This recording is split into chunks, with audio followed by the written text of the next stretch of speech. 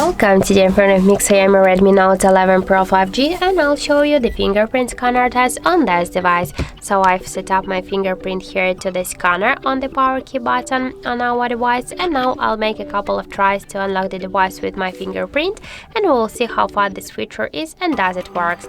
So let's start. 1, 2, 3, 4, 5. So as we can see, the fingerprint scanner works here so fast. We can unlock the device just I think in half of the second. So this is the really good result. I just not press the power key button. I saw simple touches. So I suggest you to try this unlock method, but don't forget that the fingerprint is less secure than the passcodes or pin codes.